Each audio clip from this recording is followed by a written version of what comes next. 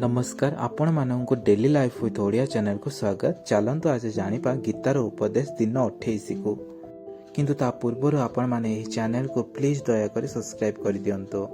श्रीकृष्ण अर्जुन को बुझाई कि कहउचंती तुमे जेते बेले ए युद्ध करिबो नाही सेते बेले तुमर शत्रु माने तुमर निंदा करिवे ओ विभिन्न प्रकारर कटु वाक्य कहिबे। कारण आम संसार रे एपरी होइथाए।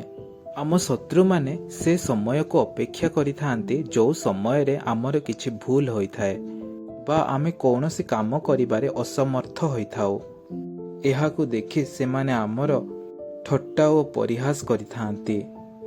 जदि अर्जुन ए युद्धरु पछेई जिबे ताहेले तांकरी शत्रु माने ठट्टा ओ परिहास करिबे। एठारु आमे बहुत किछि शिक्षा पाउछु किंतु मूल शिक्षा होउचे जदि आमे कोनोसी काम करिबा पई निष्पत्ति नेहिछु ताहेले से काम निश्चय भाबरे करिबा आवश्यकता रहिछि। जदि आमे से काम करि पारिबा नाही ताहेले समस्त आमर ठट्टा ओ परिहास करिथांती, मुख्यतः आम शत्रु माने। आज पई गीतार उपदेश एतिके। आशा करछु आपण माने बुझी पारिचंती। रहुचे नमस्कार।